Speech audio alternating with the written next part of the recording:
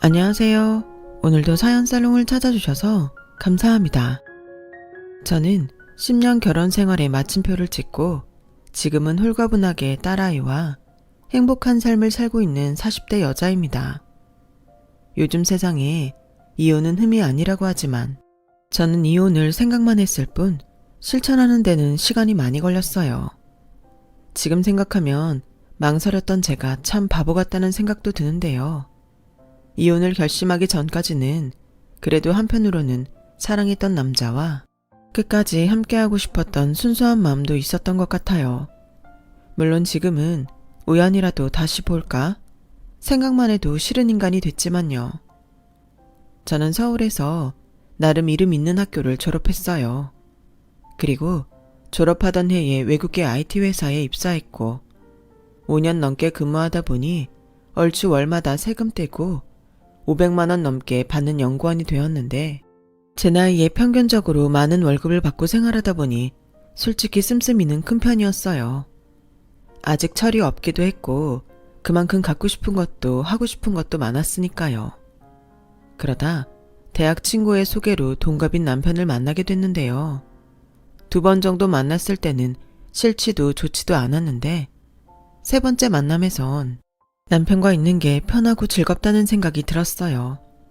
그래서 3번째 만남 이후 남편과 저는 본격적으로 연애를 하기 시작했고 제 인생은 큰 전환점을 맞게 됐었죠.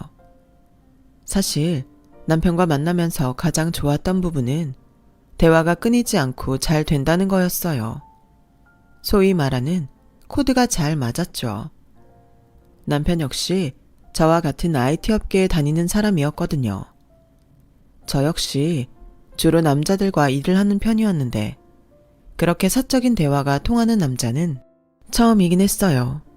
그리고 통하는 부분도 많았지만 달랐던 부분도 많았는데 2번째 만났을 때까지는 그 부분이 크게 와닿더니 막상 사귀기로 하니까 그건 또 다른 매력처럼 느껴지더군요.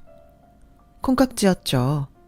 저는 그때까지 그 콩깍지가 얼마나 무서운 건지 알지 못했어요. 그저 좋은 것만 보이고 핑크빛 미래만 보이는데 아, 이래서 사람들이 결혼을 하는구나 싶더라고요. 남편에게는 크다면 크고 작다면 작은 문제가 있었어요. 저는 한 회사에 오래 다녔지만 남편은 반대로 이직을 많이 했거든요. 이제 막 창업한 회사인 경우는 망하기도 했고 그래도 나름 규모 있는 중소기업은 빡빡한 근무 환경에 자기 발로 나오기도 했는데 남편의 가장 큰 문제는 자기 능력을 과대평가한다는 것도 있었어요. 사람이 성실하긴 한데 겸손하지 않은 것이 문제였죠. 하지만 한참 연애하던 제 눈에는 그것도 자신감처럼 보였죠.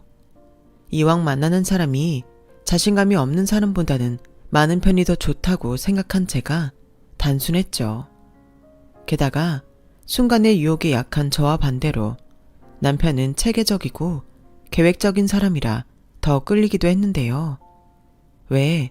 서로 다른 사람에게 끌린다고 하잖아요. 남편은 저와 동갑이었지만 저보다 더 어른스러웠고 저는 그런 남편과 평생 함께 한다면 삶이 보다 안정적일 거라고 저 역시 남편을 과대평가했어요.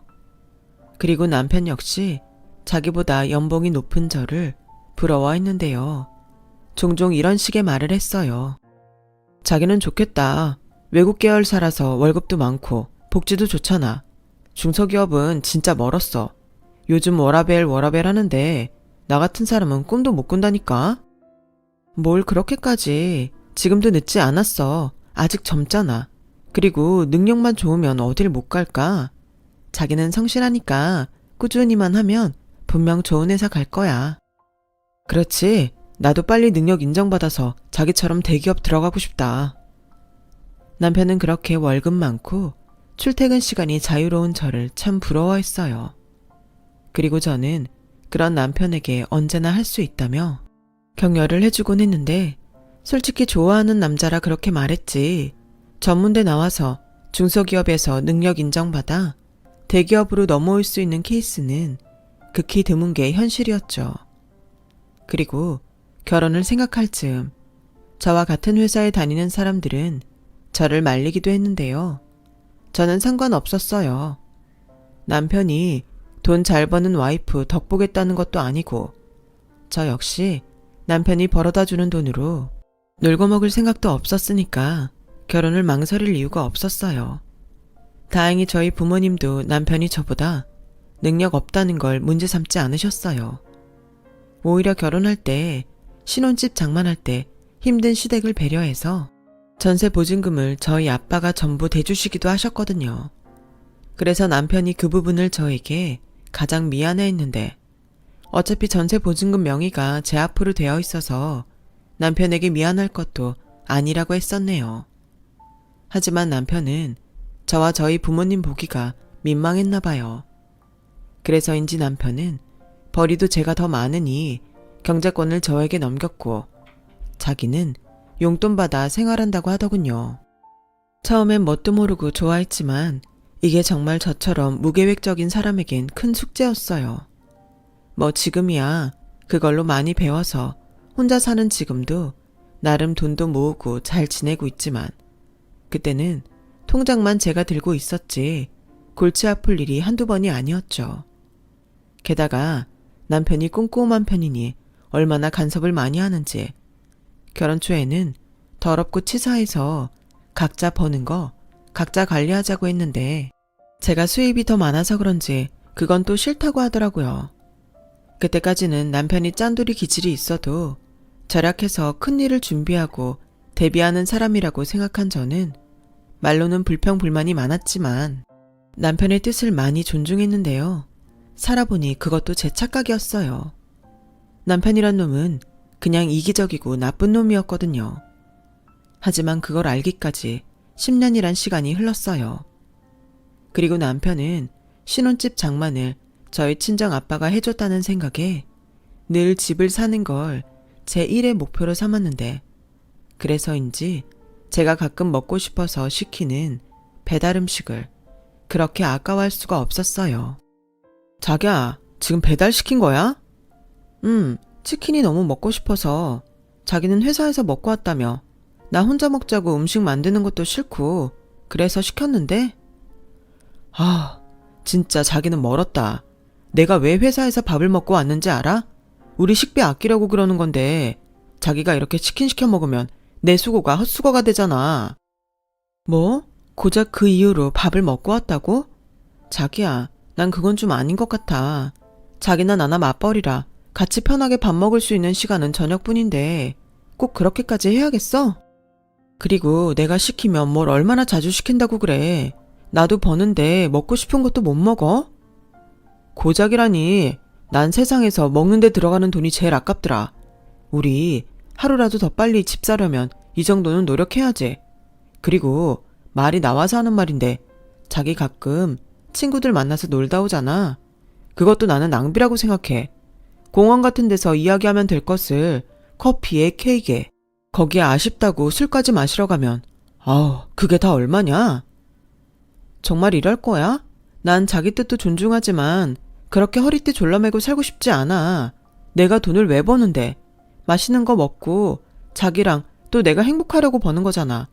우리가 적금을 안 붓고 있는 것도 아니고. 그야 그렇지만 따지고 보면 자기나 나나 벌 수 있는 시간이 그렇게 길지도 않아. 노후를 대비해야지. 우리 아이도 낳을 거잖아. 요즘 애 하나 키우는데 돈이 얼마나 드는 줄 알아?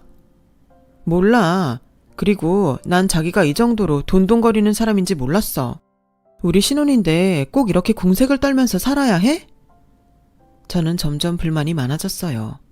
그리고 주말에 남편과 같이 밥을 먹을 때 제가 이것저것 먹고 싶어서 음식을 다양하게 하면 메인 반찬 하나 있으면 밑반찬은 김치면 된다며 쓸데없이 식재료를 사지 말라고 하는데 남편이 하도 그러니까 저도 한계를 느꼈죠. 사실 제 월급 500에 남편 월급 300인데 그렇게까지 아낄 필요는 없잖아요. 물론 아직 집이 없는 저희 부부였기에 돈 모아서 좋은 집 사는 게 중요하긴 하지만 1년, 2년 참는다고 가능한 일도 아니고 또 남편이 총각 때 100만 원씩 모으고 있었는데 제가 200만 원 보태서 무려 300만 원씩 10년 만기 적금을 붓고 있는 게 있었기에 저는 남편의 태도가 지나치다고 생각했어요. 게다가 그 적금 명의는 제가 전세보증금 명의를 갖고 있어서 결론적으로 제가 낸 금액이 더 많은데도 불구하고 남편 명의로 해줬는데 남편은 뭐가 그렇게 불안한지 제가 그렇게 손이 큰 여자인지 몰랐다며 원래부터 그렇게 과소비를 하는 여자였냐는 등 조금씩 위태위태하게 선을 넘었어요. 그래서 저도 더는 남편과 싸우고 싶지 않고 또 남편 뜻에 따라주기 싫었기에 작은 묘책을 하나 생각했는데요. 그건 바로 제가 퇴근하고 집에 오기 전에 밖에서 먹고 싶은 거 사 먹고 들어오는 거였어요. 남편과 밥을 먹을 때는 남편 원하는 대로 간소하게 차리되 제가 먹을 건 따로 뒀다 먹었는데 그랬더니 한 번은 이 남자가 냉장고를 뒤지는 게 아니겠어요? 지금 냉장고 열고 뭐해? 아니, 요즘 쓰레기통에 자꾸 못 보던 껍데기가 있어서 자기 혹시 나 몰래 음식 숨겨두고 먹냐? 저는 그때 짜증나게 뜨끔했어요. 딱히 나쁜 짓 한 것도 아닌데 남편이 그렇게 말하니까 저도 모르게 움츠러들더라고요. 그래서 이번 기회에 먹는 것 가지고 치사하게 구는 이 전쟁을 끝장내겠다는 생각으로 남편에게 따졌는데요. 왜 자기가 밥은 간소하게 먹자며 그래서 밥 간소하게 먹는 대신 먹고 싶은 군것질 사다가 먹었는데 뭐가 잘못됐어? 유진아, 너 머리 안 나쁘잖아. 내가 간소하게 먹자는 건 돈을 아끼자는 건데 네가 이런 비싼 군것질을 먹으면 그게 우리 취지에 맞는 거야? 우리 취지가 아니지. 순전히 자기가 원하는 거지. 난 싫어. 전부터 싫다고 했잖아. 내가 못 버는 것도 아니고 이건 내가 벌어서 사 먹는 거니까 그냥 신경 꺼. 지금 그 소리 좀 서운하다. 그러니까 지금 자기가 나보다 더 번다고 나 무시하는 거야? 남편은 정말 기분 나쁜 얼굴로 말했어요. 아니, 먹고 싶은 거 사 먹겠다는 소리가 어떻게 그렇게 들렸을까요? 아무튼 그 일로 남편과 저는 한참 신경전을 벌였어요. 그리고 나중엔 남편이 자기도 사실은 먹고 싶었는지 제가 사둔 군것질을 몰래 먹다가 걸렸고 그 일을 시작으로 일단은 지나치지만 않으면 먹을 건 터치하지 않기로 매듭을 지었어요. 솔직히 지도 맛있고 좋았겠죠. 그리고 맛있는 건 한 번 먹으면 또 먹고 싶잖아요. 그 뒤 남편은 결혼 전보다 10kg이나 찔 만큼 식탐 있는 사람이 되었어요. 주변에선 말랐던 남편에게 결혼하고 보기 좋다는 말을 많이 하는 것 같았는데 순전히 저의 영향이었어요. 그렇게 저희 부부도 소소한 문제는 있었지만 큰 문제 없이 신혼 시절을 보냈어요. 그리고 결혼하고 3년 만에 지금의 딸아이를 낳았는데 아이가 딸아이다 보니 예쁘고 귀여운 것이 있으면 딸아이 입힐 생각에 옷과 액세서리를 자주 샀는데 남편과 또 갈등을 빚게 되었죠. 자기야, 제발 생각 좀 해라. 이걸 지금 왜 사? 애 크는 거 금방이야. 이게 정말 우리 애한테 필요하다고 생각해? 왜? 자기 말대로 크는 거 금방이잖아. 지금 이런 옷을 입히지 않으면 이 시절이 금방 가고 없다고. 내가 대신 다른 데서 아낄게. 저는 솔직히 서운했어요. 저한테 들어가는 돈도 아니고 우리 자식한테 쓰는 건데 그걸 아까워하다니. 속상하더라고요. 그래서 그 일이 있고 남편은 도저히 안 되겠다며 저에게 가계부를 써서 한 달마다 자기한테 검사를 받으라고 하는데 제가 콧방귀를 끼며 싫다며 거절했어요. 당연히 좋을 리가 없잖아요. 가뜩이나 제가 돈 쓰는 거 가지고 모조리 낭비라고 하는 사람에게 뭘 보여주겠어요. 그리고 그 문제는 생각보다 길게 이어졌는데 저도 사람이라 그때부터 남편에게 조금씩 정이 떨어졌어요. 부부가 살면서 가치관이 맞아야 하는데 우리 두 사람은 그게 아니었으니 그때부터 콩깍지가 벗겨지는 건지 궁상을 떠는 남편이 창피하게만 느껴지더라고요. 그런데요. 제가 정말 정이 떨어졌던 결정적인 이유는 그게 다는 아니었어요. 솔직히 우리 가족을 위해 그렇게만 하는 사람이라면 지난번 먹는 문제처럼 충분히 합의점을 찾아서 맞춰볼 수도 있는데 그렇게 먹는 것도 우리 아이 입히는 것도 아깝다던 이 남편은 지네 집에는 뭘 그렇게 못해줘서 안달이라는 것이었어요. 물론 결혼 전과 초에는 이해도 했어요. 시댁이 상당히 어려웠거든요. 게다가 시어머니 혼자 계시고 사고 쳤다가 이혼하고 돌아온 도련님이 있었는데 그 도련님 뒤치다거리까지 시어머니가 하시니 장남인 남편이 마음을 많이 쓰는 듯 보였어요. 하지만 애석하게도 전 그런 시어머니와 잘 지낼 수는 없었는데요. 형편이 어려워서 그런지 시어머니는 욕심도 많고 이기적인 사람이었어요. 저희 부부가 결혼할 때 보태줄 돈 없다고 한 푼도 주지 않으셨는데 남편 앞으로 들어온 축의금은 당신이 몽땅 가져가시고는 결혼식 비용도 내지 않으신 양반이었어요. 그것도 나중에 친정 엄마에게 듣고 알았는데 그때도 저희 부모님이 힘드셔서 그런가 보다 하고 그 비용도 대신 내셨다고 하시더라고요. 그뿐만이 아니었어요. 결혼 전에는 남편에게 매달 꼬박꼬박 생활비 겸 용돈으로 돈을 받으셨는데 그 돈 못 받을까봐 결혼까지 반대하신 분이셨어요. 그리고 결혼 후에도 용돈 드리겠다고 약속하니 그제야 결혼 허락을 하셨는데 나중엔 용돈을 올려달라고 하시더라고요. 저도 번다는 게 이유였죠. 참 염치 없죠. 그런데요, 사람의 욕심이 정말 끝이 없는 건지 그렇게 자기 주머니 채운 시어머니는 이제는 또 시어머니 노릇하고 싶어 하셨는데요.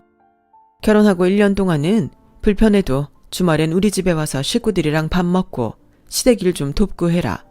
그리고 내 친구들은 며느리가 시집 오면서 좋은 옷도 사주고 좋은 화장품도 사주고 하던데 넌 뭐 없니? 라는 말을 시작으로 저에게 뭘 계속 바라시더니 나중엔 그것도 점점 커졌어요. 돌침대, 안마의자, 나중엔 해외여행까지 저에게 요구하셨거든요. 당연히 저는 이건 아니다 싶어 짠돌이 남편 팔아서 그것까지는 하지 않았어요. 그랬더니 치어머니가 자기 아들한테 무슨 소리를 했는지 남편이 저에게 어떻게 자기 엄마한테 그럴 수 있냐고 서운하다고 하더군요. 뭐? 서운해? 그럼 어머님이 바라는 대로 돌침대랑 안마의자 다 사드려? 그렇게 적은 돈도 아깝다고 날리면서 그런 돈은 안 아깝나 봐? 그럼 다른 사람도 아니고 부모한테 쓰는 돈인데 아까우면 그게 자식이냐? 저는 그 말을 듣고 어이가 없어서 헛웃음이 나왔어요. 그러자 눈치 빠른 남편이 자리를 피하더군요. 결혼하면서 그렇게 저희 친정 도움받아 놓고 남편은 저희 친정 부모님이랑 같이 있는 게 어색하고 불편하다며 어지간해서는 친정에 가고 싶어 하지 않았어요. 오히려 받은 게 있으니 더 잘해야 한다는 게 제 생각이었는데 남편은 무슨 자존심인지 자꾸만 저희 부모님을 피하고 싶어 했어요.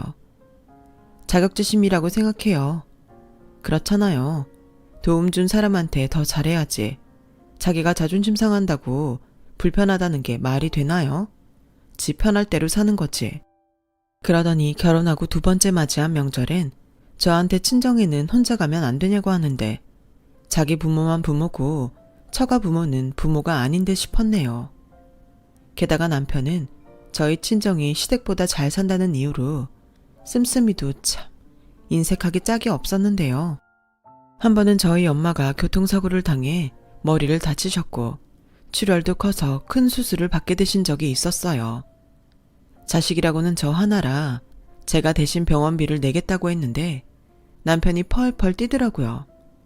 부모에게 쓰는 돈이 아까우면 그게 자식이냐고 하더니 지 돈도 아니고 제 돈으로 병원비 내는 건데 왜 그렇게 해야 하냐며 아주 난리도 아니었죠. 병원비가 얼만데 그걸 자기가 낸다는 거야? 제정신이야? 솔직히 까놓고 처갓집에 돈이 없지도 않잖아. 뭐? 지금 말 다 했어? 그래서 우리 엄마 아빠는 돈 있으니까 나더러 한 푼도 내지 말라고? 아니 그렇잖아. 돈이 없으신 것도 아닌데 없는 우리가 왜 내냐는 거지. 그것도 자기 부모님이 내달라고 부탁한 것도 아니잖아. 그럴 돈 있으면 한 푼이라도 더 보태서 우리 집 살 생각을 해야 하는 거 아니야? 남편이 그러든지 말든지 저는 자식된 도리를 했어요. 세상에 돈으로 할 수 있는 효도가 가장 쉬운 거라고 하잖아요. 그 말이 정말 맞는지 저희 부모님은 뭐하러 그랬냐고 하셨지만 내심 든든하다며 좋아하셨고 병원비는 거의 800만 원 돈이 나왔는데 저는 그냥 엄마가 무사하신 거에 감사하다고 생각했어요. 그러면서 혹여라도 저희 집에서 알고 속상해하실까봐 그 돈을 남편과 상의해서 같이 드리기로 했다고 거짓말까지 했는데 이 남편놈은 정말로 그 돈을 저희 부모님이 다 받았냐며 그렇게 돈도 있으신 양반이 자식이 주는 돈을 덥석 받을 수가 있냐며 선을 넘더라고요. 그때 바로 이혼을 했어야 했는데 그러지 못한 게 지금 저의 천추의 한이에요. 당신은 당신 어머니가 아프셔도 그렇게 똑같이 얘기할 거야? 아무리 자기 부모 아니라지만 생각 좀 하고 말해. 막말로 결혼하고 자기 어머니한테는 꼬박꼬박 다달이 용돈 드리지만 우리 부모님한테는 용돈 드린 적도 없잖아.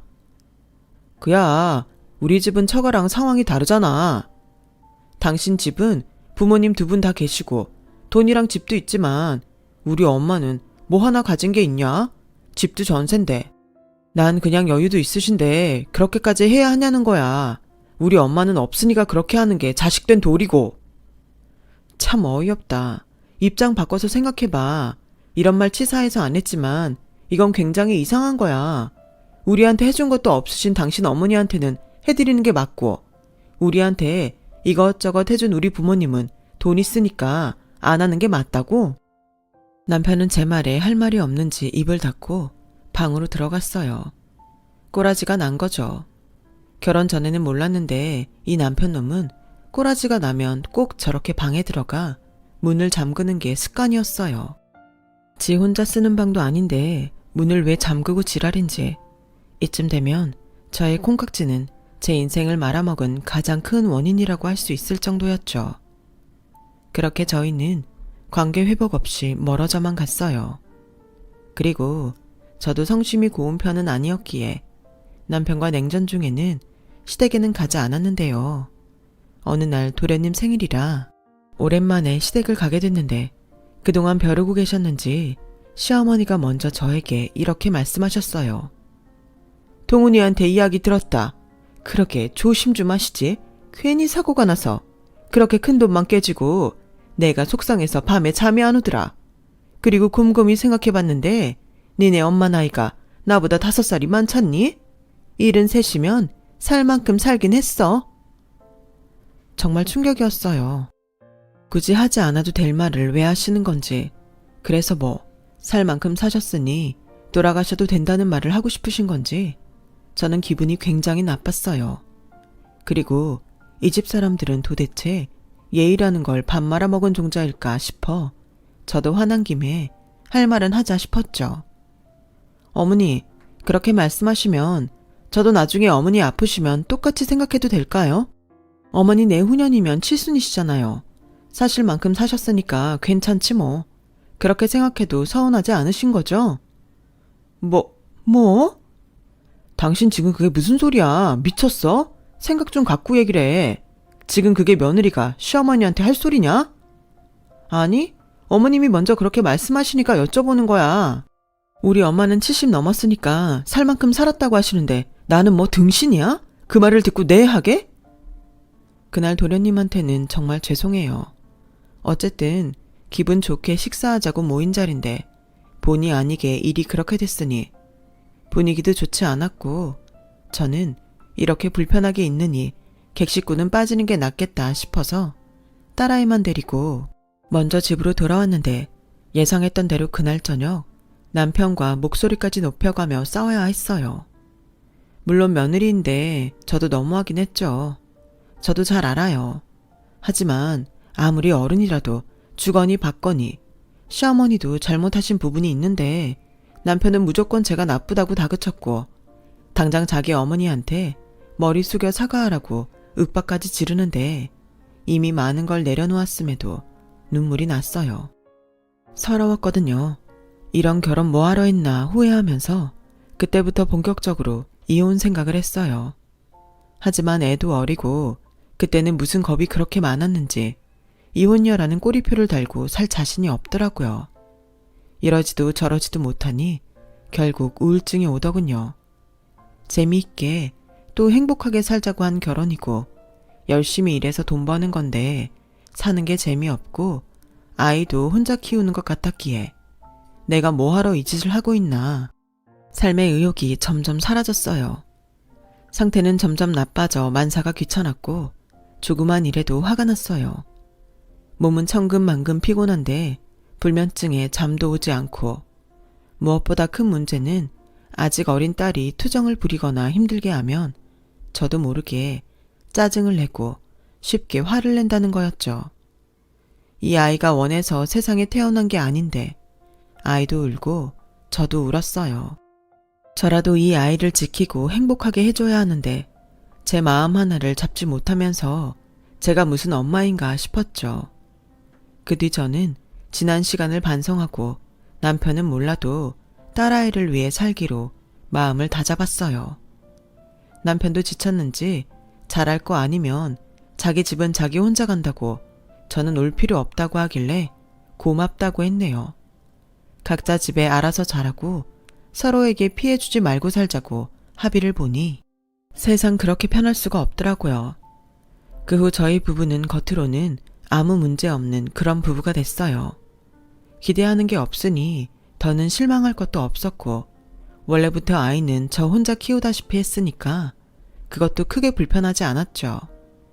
당연히 혼자 도맡아서 육아를 한다는 게 쉬운 일은 아니었지만 대충 남편과 사이가 좋지 않다는 걸 안 친정엄마가 저희 딸을 종종 봐주시기도 해서 저는 그때그때 도움을 받아 큰 어려움 없이 아이를 키울 수 있었어요.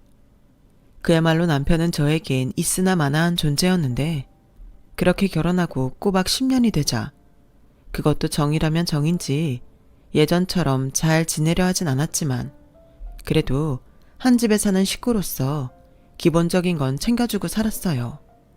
그러다 드디어 적금 만기가 되었고 때마침 아이도 7살이라 초등학교 입학을 앞두고 있었기에 저는 이제 집을 사야겠다고 판단했죠. 아이 학교도 있는데 이사를 계속 다니는 것도 그렇고 집값이 점점 오르는 게 이러다 집도 못 살 것 같아 불안했거든요.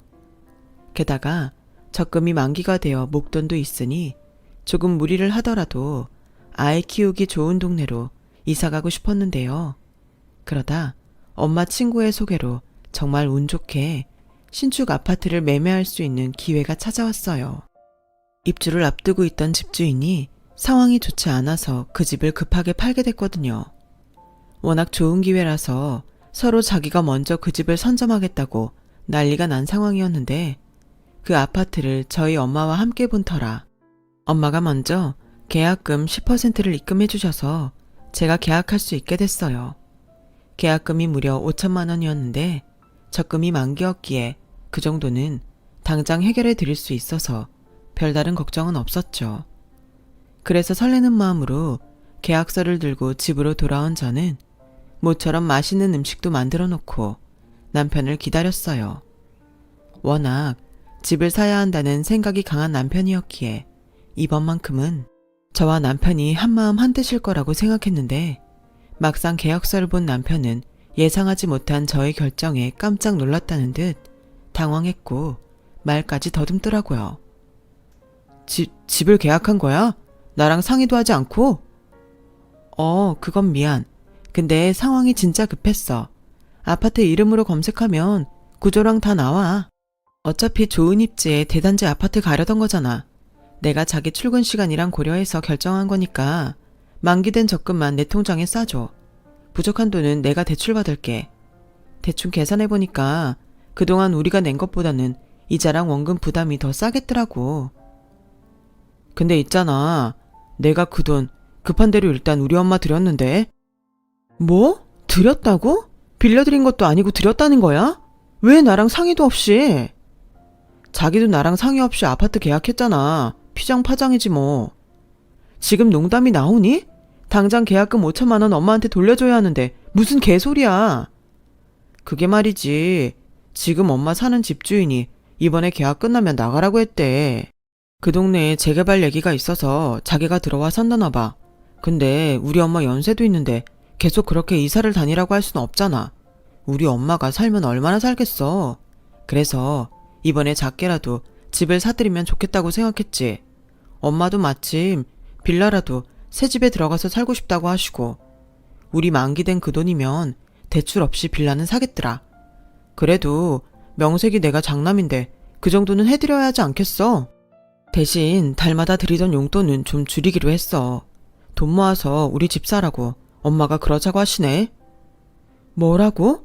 사업 가까이 꿀꺽 하시면서 우리 생각해주는 것처럼 그런 소리를 하셨다고? 네가 제정신이니? 혼자 벌어서 모은 돈이면 내가 말도 안 해. 내 돈이 더 많이 들어갔잖아. 근데 어쩜 나한테 이럴 수가 있어? 진정해. 우리 엄마 돌아가시면 어차피 그 돈 다시 우리한테 돌아와.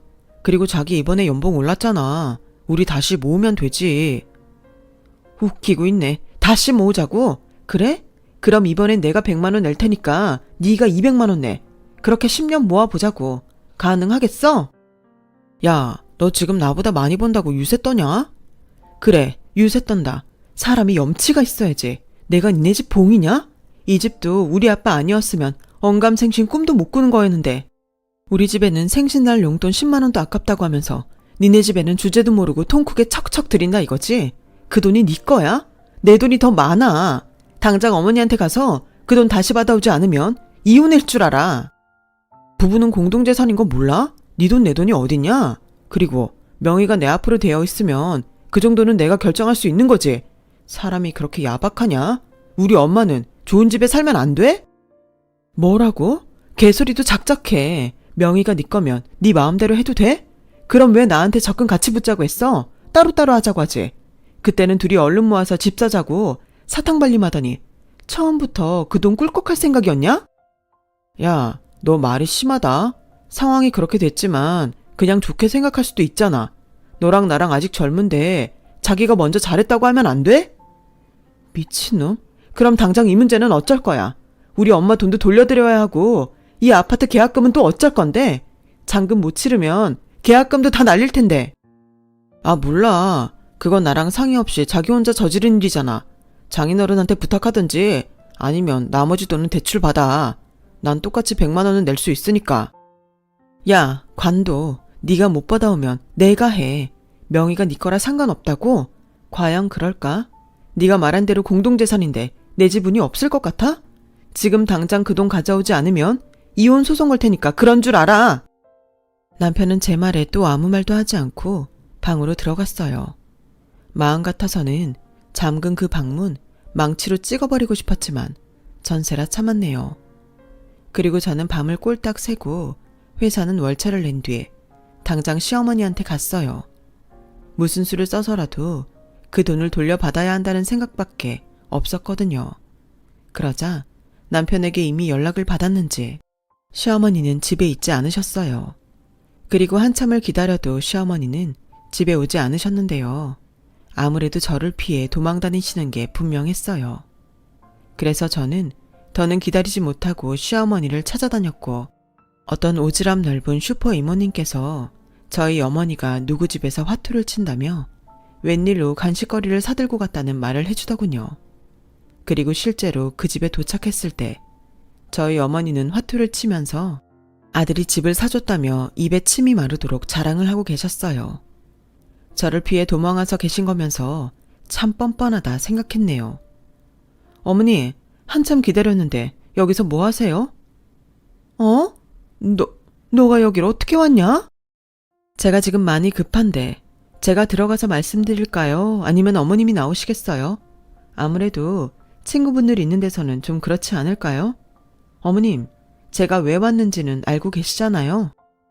시어머니는 얼굴이 잔뜩 붉어져서는 급히 그 집에서 나왔어요. 그리고 동네에서 큰 소리 내기만 해보라며 저한테 도리어 화를 내더니 씩씩거리며 당신 집에 가셨는데 그 뒤에도 시어머니는 당당하기만 하셨어요. 너 지금 뭔가 착각하는 모양인데 나 그 돈 이미 계약금으로 주고 없다. 그 돈이 얼만데 다 주고 없다는 거예요. 말도 안 되죠. 그 돈 어머님 아들 돈은 얼마 안 돼요. 제 돈이 거의 다라고요. 어머, 나더러 지금 그 말을 믿으라고? 내 아들은 그런 말 안 했다. 지가 힘들게 모은 돈이라고 했지. 너랑 같이 모았다고는 안 했어. 그리고 네가 벌어봤자 얼마나 번다고 그 큰 돈을 같이 모았다는 거야. 웃기고 있네. 내 아들이 줬으면 이젠 내 돈이다 이거야. 저는 그때 왜 다른 사람을 해야 하는지 그 심정이 이해가 갔어요. 이렇게 사람 열받게 하는데 미치지 않고서야 제정신일 수가 없겠더라고요. 너무 화가 나고 억울해서 동네가 떠나라고 악을 쓰며 소리쳤어요. 그러자 당황한 시어머니가 저에게 역정을 내시는데 더는 참을 수 없었어요. 사람이 마음보를 착하게 먹어야지. 난 너 처음부터 마음에 안 들었다. 착하지도 않고 내 아들 기죽이게 생겨서 별로였다고. 그때 내 안목이 딱 맞았지. 괜히 결혼을 시켜서 이 꼴을 보고 너 그만 안 해. 소리 지를 거면 네 집에 가서 질러. 진짜 당신처럼 뻔뻔한 사람은 보다 처음 봐요. 좋아요. 엄마나 아들이나 똑같은 그 도둑심보 내가 제대로 고쳐줄 테니까. 오늘부로 저는 이 집이랑 아무 상관없는 사람이에요. 법으로 소송 걸 거니까 각오하시라고요. 제가 그 돈 이대로 포기할 것 같아요? 꿈 깨세요. 저는 당장 무슨 짓이든 하겠다는 심정으로 변호사 사무실을 찾아다녔어요. 그리고 그 중에서 가장 큰 로펌에 들어가 상담을 받았고 그동안 참고 산 위자료며 양육비 그리고 문제의 접근까지 제가 주장할 수 있는 모든 걸 하고 싶다고 얘기했어요. 다행히 매달 적금은 제 월급 통장에서 나갔기에 그 기록이 있었거든요. 저의 핸드폰 속에 이체 내력을 본 사무장님은 가능하다며 저를 안심시켜 주더라고요. 그리고 저의 이야기를 모두 들으신 사무장님은 제가 수입이 더 많았기에 가정의 기여도도 제가 더 크다며 제가 더 유리하게 이혼 소송이 가능하다고 하셨는데 저는 당장 진행시켜 달라고 했어요.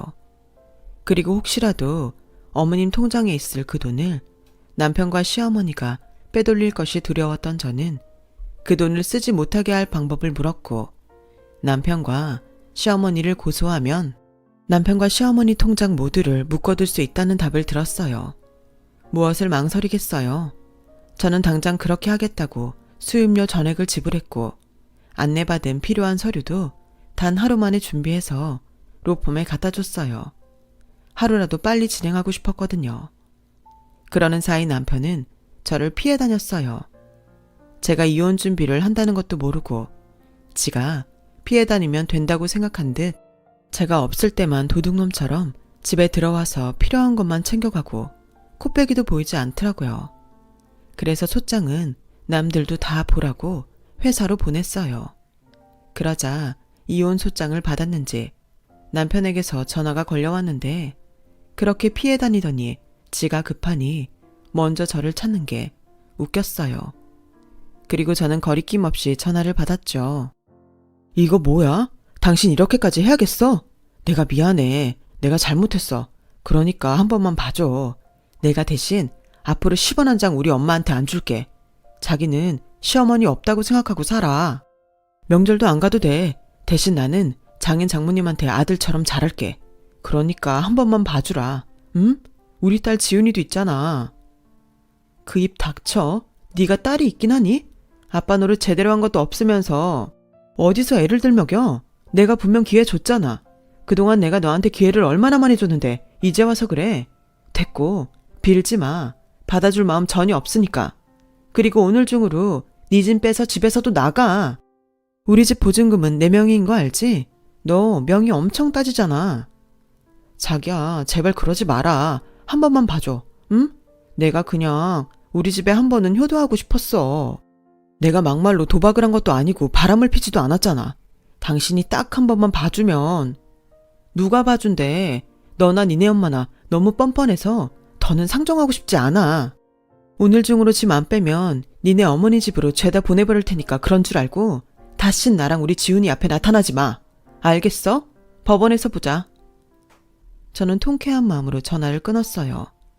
그렇게 속이 시원할 걸 왜 참고 살았는지 후회가 파도처럼 밀려왔어요.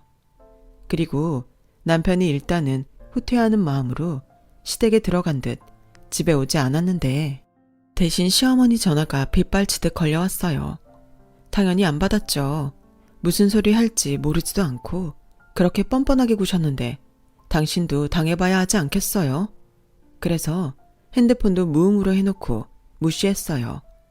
그러면서 당장 쳐들어올 수도 있다는 생각에 방심하지 않고 있는데 제 예상과 달리 집에 오지는 않으시더군요. 아마 남편이 말렸겠죠. 이 소장까지 받은 마당에 제 화를 키워봤자 좋을 게 없으니까요. 그리고 저는 무거운 마음으로 친정에 이 사실을 말씀드렸어요. 안 그래도 저희 엄마가 돈 돌려줄 때가 됐는데 하는 말을 못하는 눈치셨거든요. 그렇게 제 말을 들은 저희 부모님은 왜 여태 그런 일이 있는데 참고 살았냐며 속상해 하셨고, 그 길로 두 분 모두 짐을 싸서 저희 집으로 오셨어요. 저희 엄마는 손녀 지훈이가 너무 걱정돼서 자기가 옆에 있어야겠다고 하셨고, 저희 아빠는 언제고 남편과 그 시어머니가 집에 올 수도 있으니 당신께서 지키고 있어야 한다고 그러시면서요. 그렇게 보름 정도가 지났어요. 제가 회사에서 일을 하고 있는데 한동안 뜸했던 시어머니의 전화가 걸려왔고, 처음엔 무시할까 싶었는데 이상하게 그날은 받고 싶었어요. 그래서 회사 밖에 나가서 전화를 받았는데요. 야, 너 내 통장에 무슨 짓을 한 거야? 돈을 뺄 수가 없다는데 이게 무슨 일이냐고? 아, 그거요. 제가 통장 막아놨어요. 저도 받을 돈이 있는데 어머님이 다 쓰시면 안 되니까요. 뭐야? 네가 아주 돌았구나. 이혼을 하든 말든 난 상관없으니까 당장 내 통장은 풀어놔라. 좋게 말할 때 풀어? 나쁘게 말씀하셔도 안 풀어드려요. 정 급하면 제 돈 돌려주세요. 어머님이 받으신 돈 중에 2억 6천만 원은 제 돈이니까. 아니죠. 이자까지 더하면 더 되겠네요. 딱 잘라서 2억 7천만 원 저한테 돌려주시면 제가 통장 풀어드릴게요. 독한 것. 내가 그 돈 다 주면 나는 그 빌라 들어가 보지도 못하고 계약금 날리는 거야. 당장 지금 사는 집도 빼줘야 하는데 나더러 길거리에 나 앉으라는 거야? 그걸 왜 저한테 따지세요? 그건 제가 알 바가 아니잖아요. 제가 말씀드렸잖아요. 저는 이제 어머님 집이랑 아무 상관없다고요. 그리고 마지막으로 말씀드리는데 저 어머님 아들이랑 이혼할 사이인데 이렇게 경우 없이 전화하지 마세요. 하실 말씀 있으시면 남편한테 물으시던가 제 담당 로펌에 말씀하시고요. 예, 넌 꼭 이렇게까지 해야겠니? 우리 가족이잖아. 네가 화난 거 충분히 이해한다. 난 정말 몰랐어. 알았다면 그렇게 덥석받지는 않았을 거야. 근데 어쩌겠니? 이미 집을 계약해버린 걸. 그러지 말고 내가 그 돈 우리 동훈이한테 갚으라고 할 테니까 그냥 넘어가 줘라. 네가 더 많이 번다며. 난 그 돈 없으면 정말 큰일 나. 어머, 들으셨어요? 네, 제가 돈 더 많이 벌어요. 그래서 그놈의 집구석에 제 돈이 더 많이 들어갔는데도 저도 사람이라 그 돈이 지금은 너무 아깝네요. 그래서 법적으로 받을 수 있는 건 죄다 받아올 작정이니까 쓸데없이 그런 부탁하지 마세요. 저는 전화를 끊었어요. 남편에 이어 얼마나 속이 시원하던지. 그러게 평소에 잘하면 좀 좋았을까요? 함께 살았을 때나 가족이지. 이렇게 돌아서면 남보다 무서운 게 사람인걸. 그들은 이번 기회에 제대로 알 필요가 있다고 생각했어요. 그리고 그날 저녁 남편도 자기 통장이 막힌 걸 알았는지 전화도 없이 집으로 쳐들어왔고, 비밀번호 누르는 소리에 저희 아빠가 준비해둔 골프채를 가지고 중문 앞에 서서 기다리시는데 잔뜩 화가 나서 집에 들어왔던 남편이 저희 아빠를 보고는 잔뜩 겁에 질린 얼굴로 도로 나갔어요. 그래서 모양 빠지게 문자로 화풀이를 하는데 그것도 고마웠죠.